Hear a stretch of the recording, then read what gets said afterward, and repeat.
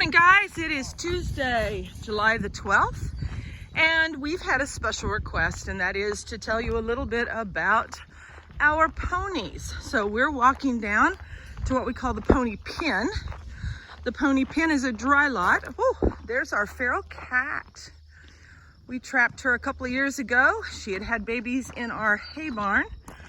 We got her fixed and vaccinated so that babies were not going to be in her future. Anyway, that's Lady B, and I won't tell you what the word B stands for, but here's what I will tell you. If you try to touch her, she will take your hand off. Anyway, so we're headed down to the pony pen, and we're going to talk to you a little bit about our blind pony Midget and her companion, a Hinny Mule named Cookie.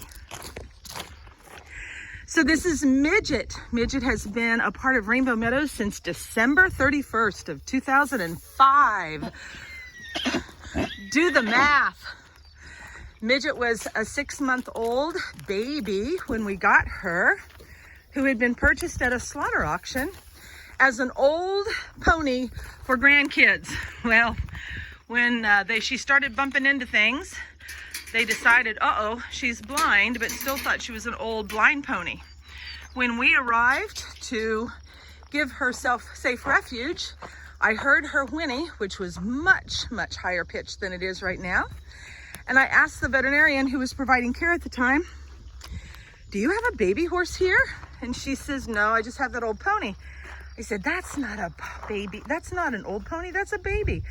And she said, you know what? I never even checked the horse's teeth. So Midget was just a weanling, and she was born with what is called micro-ophthalmia.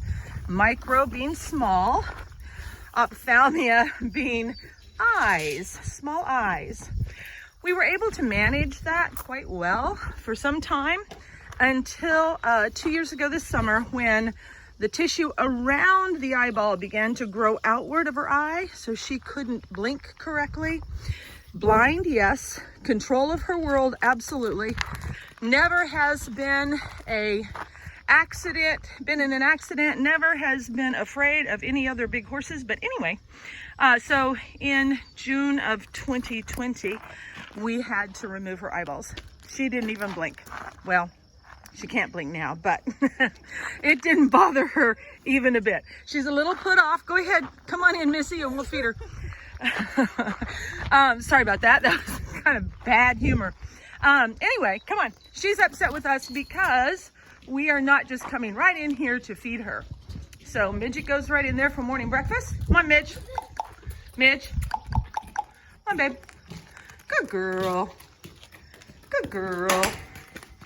And let's go say hello to Cookie. Refilling their hay.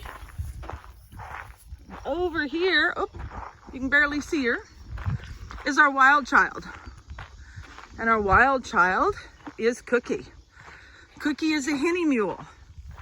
And a Hinny Mule is one which means a horse stallion was crossed with a donkey. And they are less, what's the right word? You don't see them very often.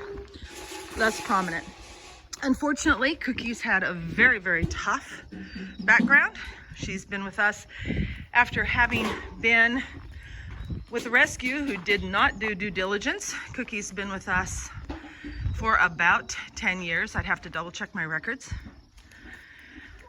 Cookie was allowed to founder severely before we got her. When we got her, her feet had that slipper foot presence, and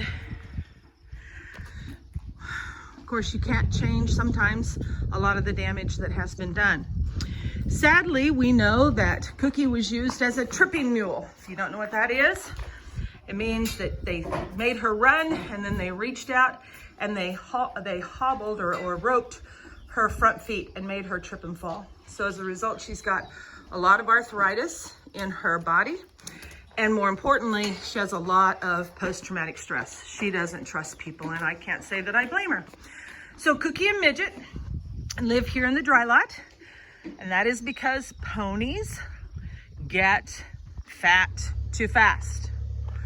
And Midget is borderline insulin resistant. So if we had them out there on that beautiful grass, things would end up becoming very, very problematic for them. So we built this paddock for them where they can be safe.